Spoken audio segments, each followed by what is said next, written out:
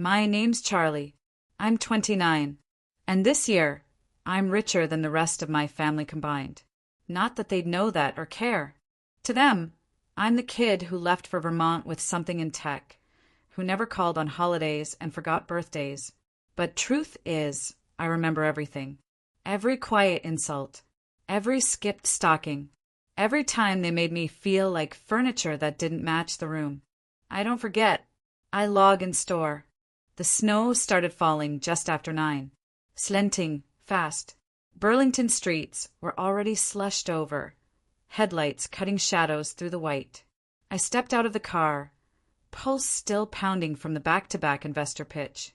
If this one closed, my AI logistics firm would breach $30 million by February. That made this year-end projection. What? $27.4 million. Conservative estimate. Upstairs. Penthouse. Warm light. Steel locks. Quiet. Until I saw it. Something red wedged under the door. Envelope. Heavy paper. Old money style. Wax sealed. No name. No return address. I didn't touch it. Just stared. Breathe. The kind of envelope people use when they want to ruin you politely. I bent down, flipped it open. The contents slid out like a death sentence. 3 papers. Legal headers. Connecticut. Real estate title transfer. The Carver family residence. The one I hadn't stepped into in 5 years. Transferred to Charlotte M. Carver. My legal name. My signature at the bottom. Except, I never signed it. And I don't own that house. Not legally. Not emotionally. Not a damn inch of it. I scanned the QR code on the bottom corner. It led to a private cloud portal, restricted access, financial records tied to the property, utilities, taxes, insurance, everything redirected to a business entity registered under my LLC. Someone cloned my digital identity. Someone who knew how I secured it. Someone inside. I paced back, gripped the marble counter, checked my safe, still sealed, external key untouched. Biometric logs show no entries in the past 48 hours. Then I saw the second note, folded small, tucked in the bottom crease of the envelope. Come home for Christmas, or everything burns. No sender. No hint. Just that. Burns what? Assets? My company? Reputation? I called Harper, my CFO. Direct line. She picked up on the third ring. Charlie. Someone just transferred the house into my name, using my signature. I didn't authorize anything, and they used my digital key. Silence. A breath. Then the offline key? Yes. That's impossible. I know. Another pause. Charlie, you need to get ahead of this, before it goes public, if they're using your LLCs. I know. I hung up, pacing. No cameras were tripped. Nothing stolen. But someone had breached me from within. I reopened the envelope. Checked again. Faint fingerprints, barely smudges. But enough for one thing. I turned it over. A small emblem, watermarked into the paper. It wasn't random. My family's crest. The same one etched on the fireplace at the Hartford house. So this wasn't just identity theft. It was a message. The kind you don't write unless you're certain someone's been silent long enough. Someone wants me back. In person. In that house. This Christmas. And if I don't show, they'll burn everything I built. Every contract. Every partner. Every file. I stared out the window. Snow piling. My reflection fractured in the glass. They're not just baiting me, I whispered. They want to show. I slipped the letter into the fireplace, watched it curl, blacken. Something moved outside. A figure, watching from across the street. I turned gone. Just footprints dissolving in fresh snow. Some ghosts wear coats. I looked at my watch. Set an alarm for 4 a.m. I'd need to drive down before sunrise. And bring more than luggage. Someone wants me back in that house, and they're willing to destroy me to get it. The drive down to Hartford felt like descending into an old crime scene where the blood had dried, but the smell still lingered. I left Burlington at 4:03 a.m. sharp. Quiet. No music. Just tire hiss and the hum of tension under my ribs. The snow thickened past Montpelier. Black ice clung to the shoulder lines like bad memories. My thumb grazed the edge of the red envelope stuffed in the glove box. Come home for Christmas, or everything burns. Sometimes destruction comes gift-wrapped. I pulled into the old Carver driveway at 7:42 a.m. The same crooked oak tree stood like a drunk sentinel on the right. The house, colonial white with forest green shutters, still looked like a Norman Rockwell painting. Except this time it was wearing too much makeup. Lights strung too perfectly. Porch polished too clean. It felt staged. I killed the engine. Let silence sit for a breath. A neighbor jogged by, gave a nod, slowed. Then kept going.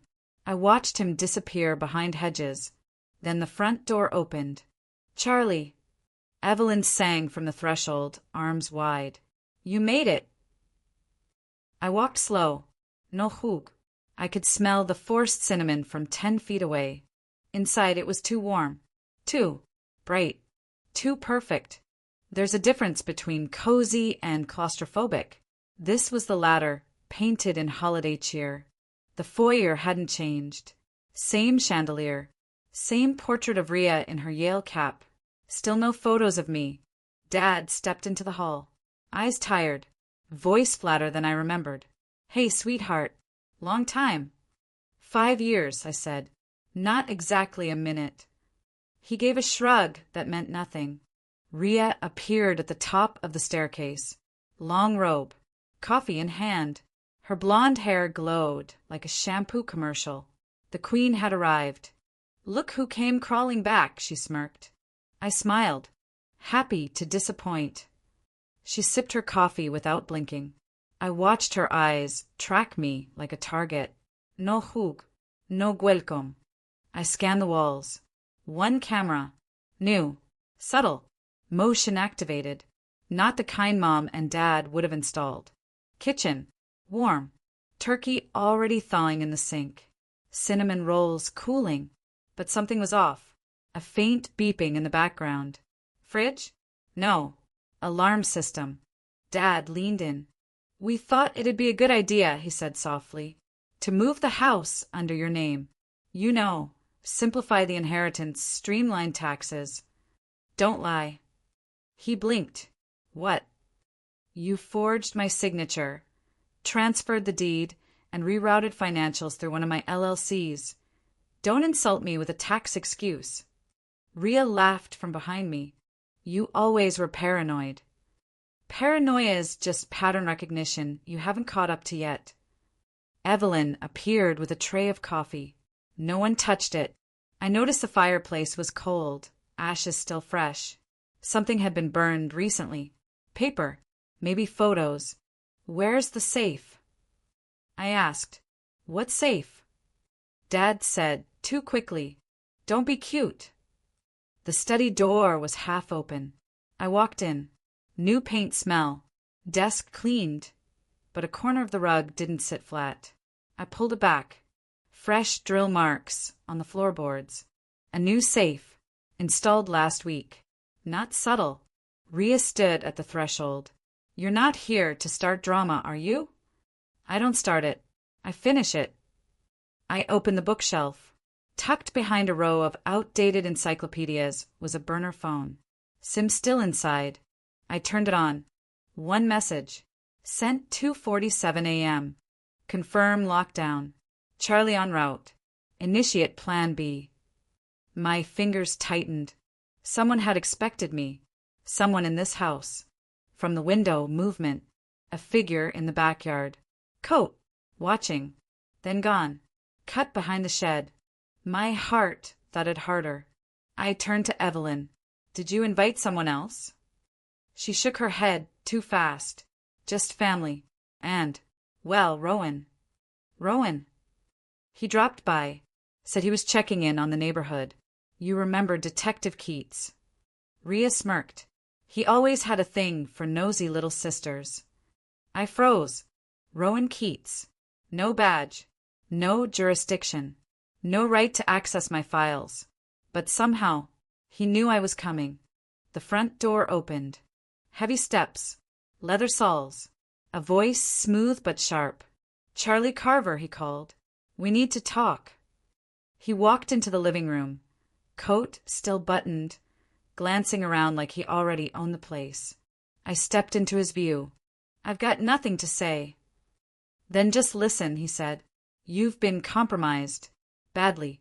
I'm here to make sure you don't drown." "Who sent you?" He gave a half smile.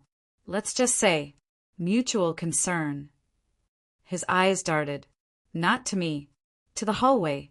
The stairs. The camera. Noted. He pulled out a manila folder, slid it across the table. Inside, photos. Me. Leaving my office. Entering my building. Even stepping off a private jet in DC last week. Private. Leaked. Who has access to this? I demanded. Less than 5 people. He raised a brow. Maybe check your 5. My throat tightened. Harper. AMC Legal. My assistant. 2 board members. One of them flipped. Rowan leaned closer. Someone's building a case. Or a coffin. Depends on who moves faster. I gripped the table. "There's always a price for silence," he said. "Yours might have just matured." The Christmas lights flickered. Once. Twice. Then black. Silence. And in the distance a click. Not the fireplace. Not the thermostat. Outside. Breaker box. Someone had cut the power. I turned. Fussed. But Rowan was already moving toward the stairs. "You said you were here to protect me." "Elite." "They're not just watching me. They're inside the house." The lights didn't come back. Just silence, thicker than before. I stood frozen in the center of the living room. Fists clenched.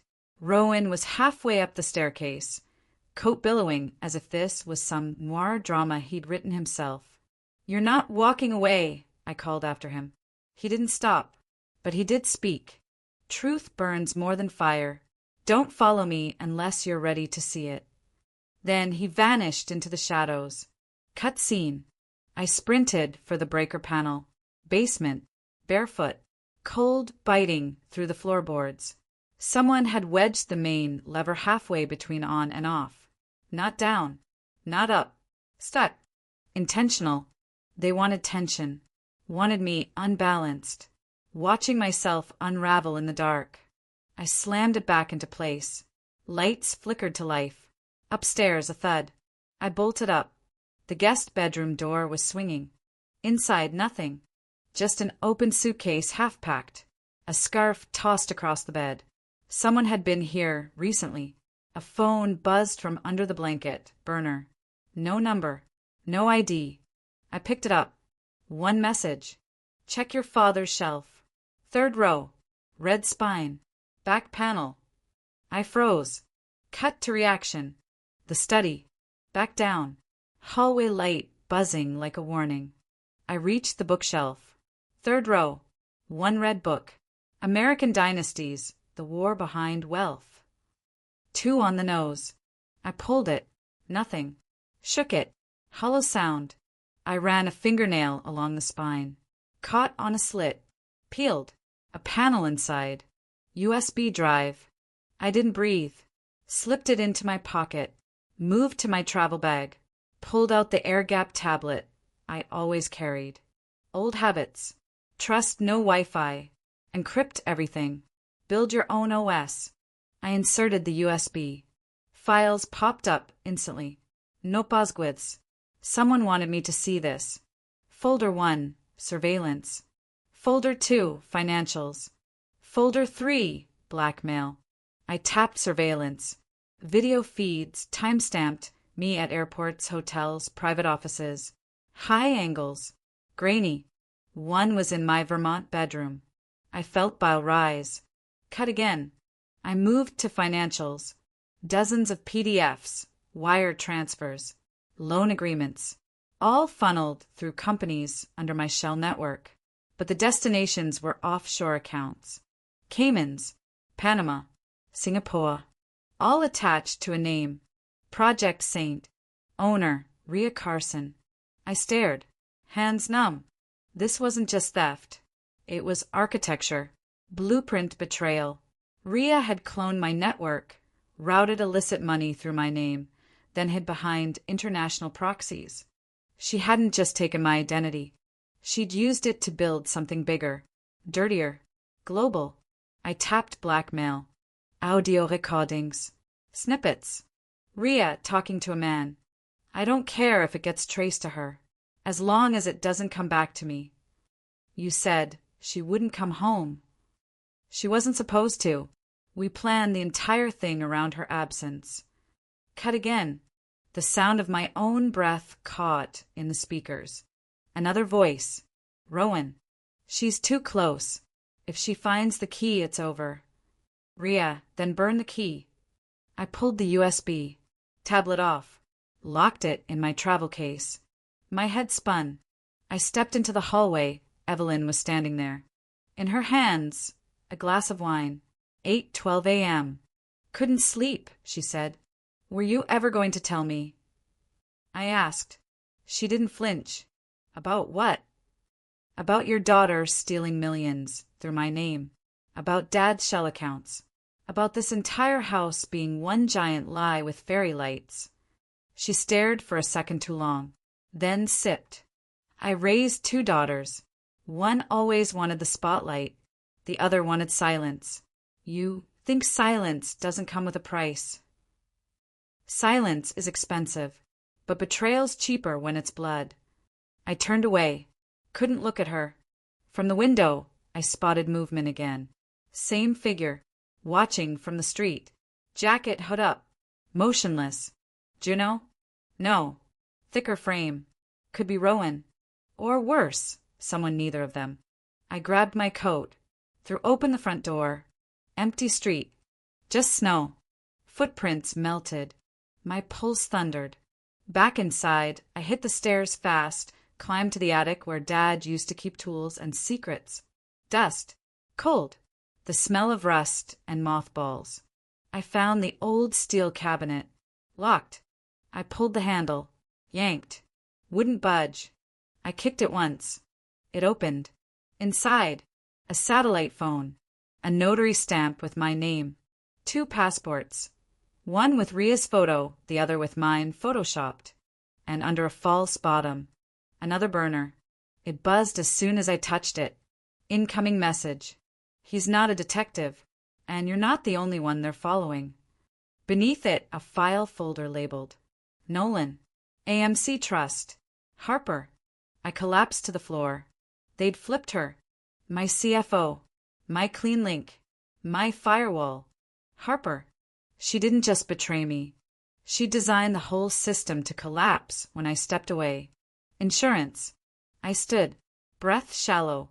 I heard something downstairs. A door creaking. Footsteps. I moved fast, pulled the gun from under the attic panel, checked the mag. Footsteps louder now. Closer. I aimed, but it wasn't Rowan. It was my father, and in his hands, a USB. He didn't blink. I warned them this would happen. You are always too damn smart for your own good. They didn't just steal my name. They're building an empire with it. The USB in Dad's hand gleamed like a weapon. He didn't flinch, just stood in the attic doorway, silhouette backlit by flickering hallway light. You were supposed to stay gone, Charlotte, he said. That was the deal. You forged my name. No, I protected it. His voice was flat, tired, but the kind of tired that meant calculation, not regret. I took a slow step forward, gun still in my hand. Tell me what's on it. He lifted the USB, let it swing, slightly. The key, to everything. Give it to me. His grip tightened. Not yet. If I give you this, they'll kill me. They're already watching the house. You think that figure outside was just for show. Silence. You were the smart one, Charlie. But smart doesn't mean safe. I dropped my gun arm slightly. Then he did something unexpected. He tossed me the USB. I caught it instinctively. You want to blow it up? Fine. But don't say I didn't warn you when your name hits the SEC, FBI, and every front page in the country. He turned, walked away. Cut to black. Cut to dinner. The Christmas Eve party was staged like a war zone dressed in garland. White tablecloths, crystals, guests who looked like they'd come to watch a public hanging. Not family, associates. Men in navy blazers with eyes that didn't smile. Women with too tight smiles and too loose diamonds. And Rowan, sitting at the end of the table, like a prince who didn't belong to any kingdom. Evelyn played hostess. Rhea poured wine. Dad cut turkey. Like this was normal. I scanned the room. No one here was innocent. Then Harper walked in. My CFO, in a red dress, laughing like she'd never built a financial bomb with my name on it. She saw me, paused, then smiled. It was the kind of smile you use when you want to say, I won. I stood, walked toward her, slow. Careful. Didn't expect you here, I said. This is just business, she replied. Is that what you call laundering money through 6 LLCs and burning the one person who trusted you? She leaned closer, voice like silk over glass. You made the mistake of leaving the system wide open. You were so focused on protecting yourself from outsiders, you forgot to watch the ones closest. Then she whispered, You think Rhea's the top. She's not. I froze. Then who is? You'll see. Cut again. The dining room lights dimmed. Rhea stood with a crystal in hand. A toast, she said. To family. To legacy. To control. Eyes turned to me. Subtle. Calculated. Then the music began. Soft jazz. Real strings. This wasn't a party. It was a ceremony. I stepped outside. The air burned with cold. Snow swirled in chaos. Streetlights flickered. Footsteps behind me. I turned, hand on the flash drive in my coat. Rowan. Don't plug that in, he said. I didn't answer. You think this ends with Rhea? It doesn't. Project Saint was just phase 1. He stepped closer. They're planning something bigger. Your identity wasn't just for siphoning money. It's tied to a digital trust about to go live. Assets across Asia. Crypto locked in fail-safe smart contracts. You blow the whistle now. You collapse a $1 trillion house of cards. That's the idea. Then they kill you. I'd rather die with truth than live with what they've done. He smiled, almost sad. You're just like your mother. I blinked. What did you say? His eyes softened. She found out too. Years ago. The offshore code. The names buried in the Panama docks. But she didn't run fast enough. Are you saying? She didn't fall down the stairs, Charlie. She was pushed. The wind howled. My chest cracked open. She was going to expose it all, he continued. Back then it was smaller, cleanable, but she was the leak. So they sealed it. Cut again. I shoved him. You knew. You were part of it. I tried to warn her. I tried to stop them. Why are you warning me? Because you're the last one who can crash this. And because if you don't, he looked past me. They're going to erase you too. I stepped back. Faster now. Toward the house. Toward the chaos in crystal and lights. Inside, Evelyn raised a glass. I always said, she said loudly to the guests, we don't bury secrets. We decorate them. Everyone laughed. I opened the USB again. This time, on my air-gap tablet in my coat pocket. The folder, Keystone Protocol. Inside names. Politicians. CEOs. Law enforcement. And one more. Harper Nolan. AMC Trust / Interlink Group / DC Pipeline. She hadn't just flipped. She'd been the architect. Rhea was a decoy. Dad was a pawn. But Harper? She was the queen. I turned to find her. She was gone. So was Rowan. And then my phone buzzed. One message. Too slow. Check the ballroom. Ballroom? We didn't have a ballroom. Then I remembered. The old wine cellar. Renovated. Hidden. I ran. Breath sharp. Vision tunneling. Basement door creaked open. Lights flickered. And down there, under the chandeliers and hardwoods, Harper stood with Rhea, in front of an LED screen, showing my face, beside the words, Federal Investigation, Charlotte Carver, Digital Embezzlement and International Fraud. And Harper turned, smiling. Welcome to your own funeral, darling. The screen behind Harper kept flashing my face like a mugshot in a documentary no one asked to be part of. Fraud, embezzlement, digital laundering, international violations, words designed to stick, words designed to end careers. The basement ballroom glowed in gold light, chandeliers trembling slightly from the draft creeping under the door. Rhea stood beside Harper, jaw sharp, eyes glittering. She looked high on power. I wondered how long she'd rehearsed this moment, maybe her whole life. Harper stepped forward first. Charlie, this isn't personal. It's structural. That's what people say when they're about to commit a felony, I said. Rhea laughed. Sweetheart, this is beyond felonies. This is legacy. I scanned. 2 guards with tactical posture near the wine racks. Earpieces. Boots. The real kind, not rented for a party kind. Since when do we hire mercenaries for Christmas? I asked. Rhea lifted her chin. Since we started playing at the level you walked away from. I didn't walk away, I corrected. I built something on my own. That's the problem, she snapped. You built without us. And someone like you shouldn't have that kind of power. My pulse hammered. I remembered something a mentor once told me. People don't fear losing control. They fear losing their narrative. Rhea was about to lose both. Harper stepped in front of her. You know the rules of leverage. Power is just the story others believe about you.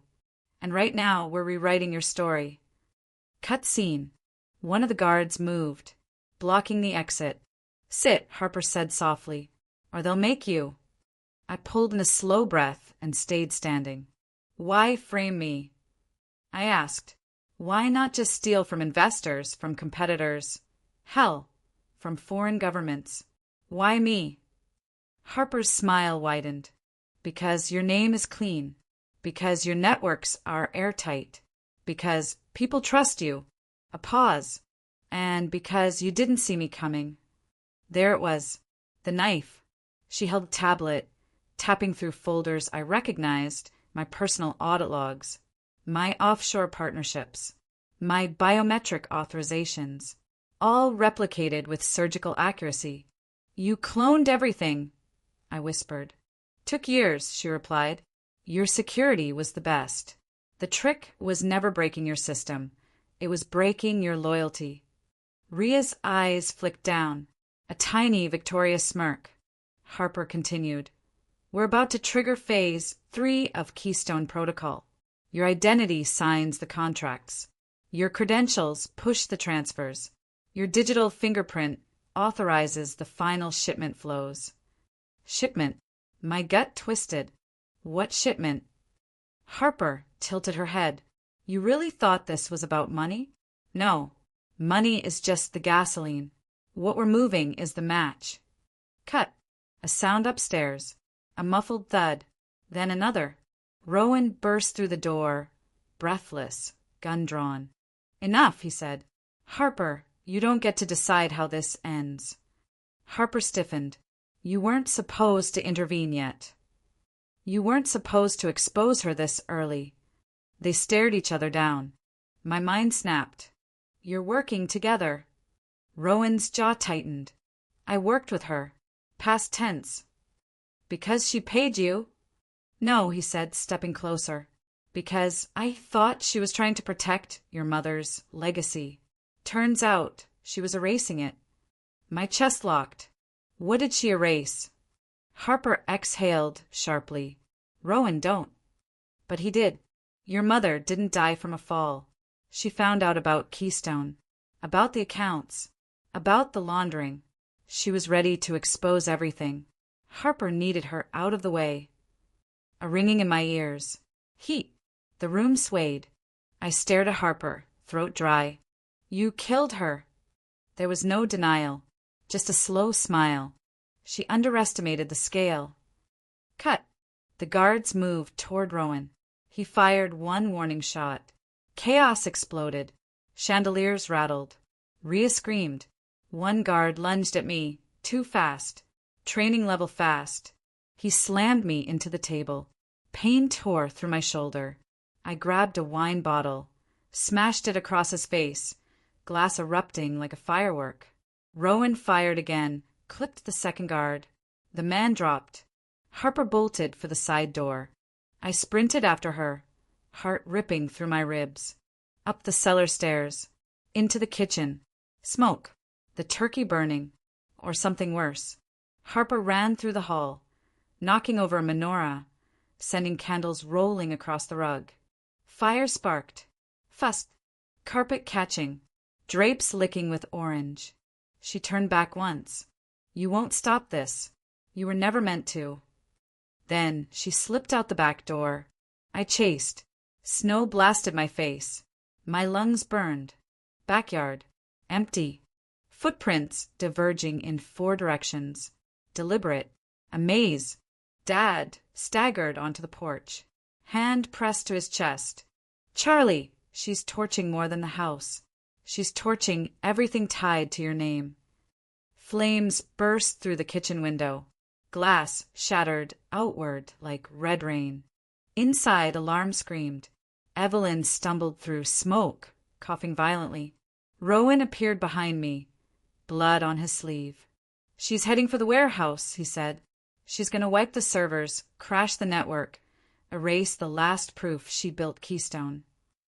And if she erases it, he stared into the burning house. Then it becomes yours, legally. Every crime, every offshore contract, every federal violation. My stomach dropped. A firework of sparks shot from the roof as the attic caught fire.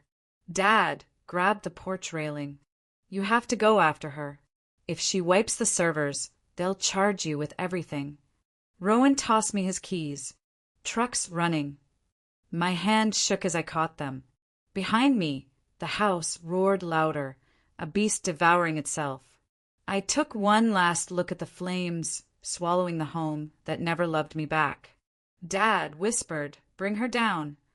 I ran. Snowstorm. Sirens in the distance. Rowan on my heels. And as we hit the driveway, my phone buzzed with one new message. Warehouse. 10 minutes. Or your entire empire dies with a fire. Harper always loved dramatic timing. I forced the truck into drive, breath sharp and freezing. Because this time she wasn't burning my name. She was burning my future. Headlights cut through the snow like a knife. I floored the pedal. Engine roared beneath me. Sirens still far behind. I stared at the rearview mirror. Smoke from the burning house curled up, glowing orange through the storm. I clenched the USB drive, the only proof I had left. Sometimes the only way out is straight through the fire, I muttered. Rowan gripped the shotgun between his knees. Quiet. Tense. His eyes sharp. Last chance to walk away, he said. I didn't answer. We slid into the frozen, dirt road that led to the warehouse district. Old factories lined the road. Dead lights, chain-link fences shimmering in snow. Every shadow a potential enemy. The snowplow headlights already lit the massive metal doors of the warehouse. Jagged yellow shards on steel sheets. We parked 20 yards away. No brake lights. No noise. I swallowed.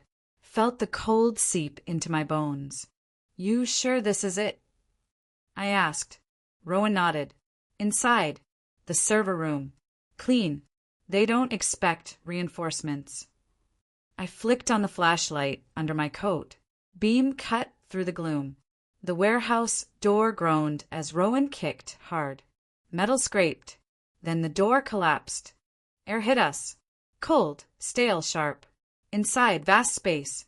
Empty crates. Echoes. Then we saw them. 2 men in tactical gear guarding a server rack. ID tags, interlink group. One held a rifle. Both turned. Surprise flickered. Rowan fired. Shot rang deaf. Echo bounced off steel beams. The first guard dropped like a puppet with snip strings. The second dove behind a crate, firing blindly. I used the distraction. Rolled. Sprint. Crouched. Came up under cover. Glass. Floor plates. Wires. The backlit monitors glowed blue. That's their sacred altar. Cover me, I snapped at Rowan. He nodded and crouched beside me. I rammed the USB drive into my coat pocket, reached for the emergency kill switch. The moment my gloved finger touched it, red lights, alarms, a wail. They triggered a fail-safe. Lockdown. Cut scene. Lights flickered. Loud clangs. Doors sliding. Steel separating us from exit. The second guard reappeared. Rifle barrel shining under strobe lights. I lunged. Felt would splinter under my palm. I hurled the shard at him. He staggered. Pistol dropped. I kicked the panel. Sparks flew. Rowan screamed. Now. I slammed the kill switch. Screens died. Fans were down. Monitors went black. Silence. Heavy. Still. Then a click. Doors rattled open. The exit shaft dropped. We ran. Outside, snow had stopped. The sky clear, silent. Or maybe just quiet. The warehouse stood behind us, a tomb of wires and secrets. Rowan placed a hand on my shoulder. You did it. I exhaled. Deep. Cold air stung. I checked my phone. One email blinking. Secure message from federal investigators. Subpoena attached. Evidence logs. Interviews scheduled. Charges filed against Harper Nolan, Rhea Carson, and their shell network. My name? Cleared. Cut. Days later, courtroom. Media. Cameras. Flashbulbs. Families whispering. Investors typing. My company on the line. I stepped up to the podium. Lights bright. Facing a room packed with reporters and legal teams. I held up the folder. Evidence gathered from the warehouse servers, financial trails across continents, wire transfers, forgeries. This, I said, voice steady, is what happens when betrayal becomes business. Under oath, I described every detail, the forged deed, the laundering, the deadly plan. Gavel hit. The verdict dropped like final thunder. Guilty, Harper Nolan. Guilty, Rhea Carson. Sentenced. Their empire shattered. Outside the court, snow light. Cold. Clean. I breathed. I walked away from the press. Toward a car waiting modest. Clean. Mine. Freedom, I whispered. I earned it. Weeks later, I returned to Hartford. The Carver house was empty. Boarding up windows. Yellow tape. Sold at auction to a nonprofit. I stood across the street. Snow falling softly. House gone. I closed my eyes. They said a home is built with bricks. But trust, love, respect, those are foundations. If you build without them, all you get is walls. I pressed a button on my new phone. Text to Rowan. Pack light. We're not going back. I started a trust fund. Scholarships. Tech labs for girls from broken homes. Kids whose names had been erased before they even got a chance. Because power without purpose is poison. Money without meaning, just noise. Cut scene. My office window looked over the skyline. Frost spattered on glass. I exhaled. Fogged. I typed a post. New initiative, transparency, justice, second chances. Hit send. And stared out at the city lights. The world doesn't owe you justice. You earn it. I closed my laptop.